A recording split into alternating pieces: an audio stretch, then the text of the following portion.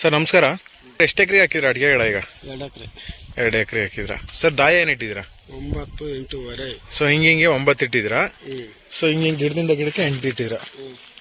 9, 8.5 ಇಡಕ್ಕೆ ಏನು ಸರ್ ಕಾರಣ? ಟ್ರ್ಯಾಕ್ಟರ್ ಓಡಾಡಕ್ಕೆ. ಒಂದು ಕಡೆಯಿಂದ ಟ್ರ್ಯಾಕ್ಟರ್ ಓಡಾಡುತ್ತೆ, ಇನ್ನೊಂದು ಕಡೆಯಿಂದ ಟಿಲ್ಲರ್ ಹೊಡ್ಕೋಬೋದು. ಸೊ ಟ್ರ್ಯಾಕ್ಟರ್ ಓಡಾಡೋಕ್ಕೆ ಈಗ ಮಣ್ಣು ಹೊಡ್ಸೋಕೆ ಗೊಬ್ಬರ ಹಾಕೋದಕ್ಕೆಲ್ಲ ಈಸಿ ಆಗುತ್ತೆ.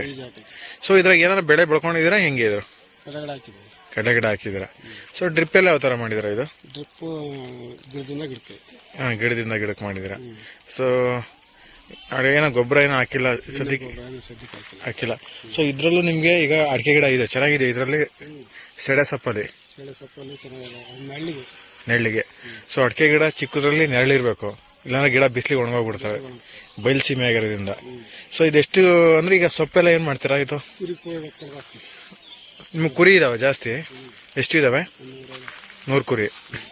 ಸೊ ಈಗೇನಂದ್ರೆ ನಿಮ್ಗೆ 2 ಕೆಲಸನ ಆಗುತ್ತೆ. ಕುರಿಗೆ ಮೇವು ಆಗುತ್ತೆ ಬೇಸಿಗೆ ಕಾಲದಲ್ಲಿ, ಅದೇ ಥರನೇ ನಿಮ್ಗೆ ಈಗ ಅಡಿಕೆಗೂ ನೆರಳಾಗುತ್ತೆ ಅಡಿಕೆ ತೋಟ ಬರೋವರೆಗೂ. ಸೊ ಇದೆಷ್ಟು ಒಂದು 5 ವರ್ಷ ತನಕ ಇರುತ್ತಾ? ಆಮೇಲೆ ತೆಗೆದಾಕ್ಬಿಡ್ತೀರಾ ಸೆಡೆನೆ? ಆಮೇಲೆ ಬೇರೆ ಏನೋ ಹಾಕ್ತೀರಾ? ಅಡಿಕೆ ಗಿಡನೇ ಇರುತ್ತೆ. ಸೊ ಸೊಪ್ಪು ಎಲ್ಲ ಚೆನ್ನಾಗಿ ತಿಂತಾವಲ್ಲ ಕುರಿಗಳು? ಇದು ಸೊ ಈಗ ಇದು ಸೆಡೆ ಸೊಪ್ಪು ಹಾಕಿದ್ರಲ್ಲ, ಸೊ ನೀವು ಯಾರಿಗಾರು ಕೊಟ್ಟರೆ ಎಷ್ಟು ದುಡ್ಡು ಮಾಡ್ಬೋದು ಒಂದ್ಸಲ ಕಟಾವು ಕೊಟ್ರೆ?